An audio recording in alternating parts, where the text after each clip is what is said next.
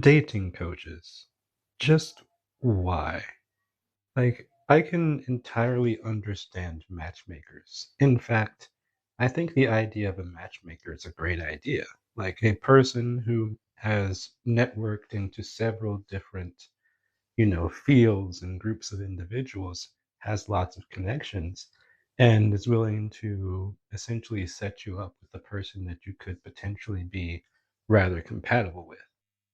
Dating coaches seem to do almost the exact opposite.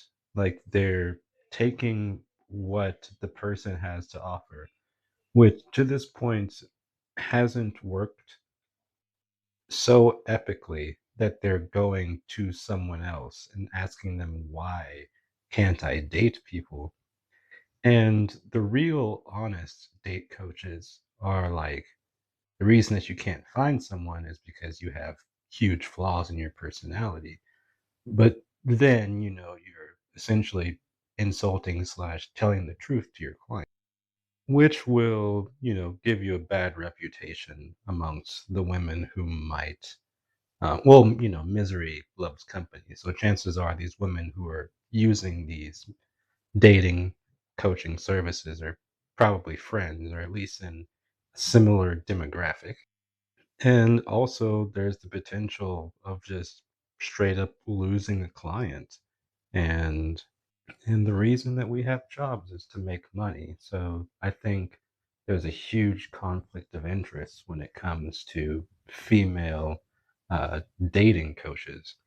And unironically, a lot of female dating coaches are single, which makes perfect sense. Like, if you are constantly interacting with single women and you feel like you can give valid advice to single women about how to date men in the current dating market, like, it's probably because you're single as well. Like, singleness seems to relate to other singleness, whereas I feel like a woman who is happily married would very easily say, yeah, there's give and there's take. There's compromise and there's sacrifice. Like, there is a lot of things that he has had to give up in order to make this happen. There's a lot of things that I have to give up to make things happen. Like, you can't enter into a situation thinking that I'm going to get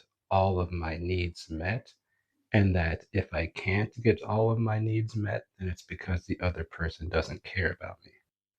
I believe a lot of women are like, I've been thinking about this analogy recently. Like, a proper relationship involves two people whom are whole, but separately they make up essentially one half of a puzzle.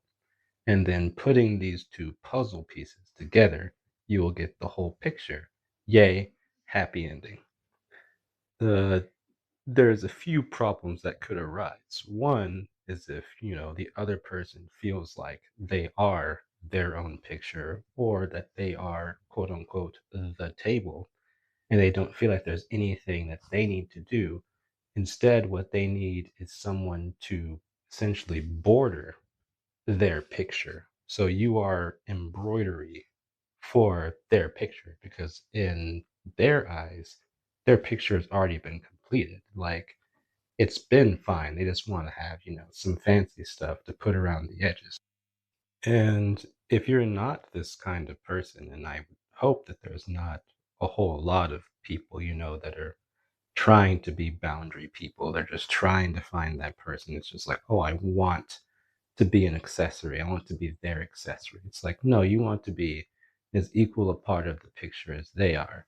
But for those who don't fit that bill, I find that a lot of times these full picture people, aka narcissists, will essentially force others to become their border, or they'll say, you don't love me because of it.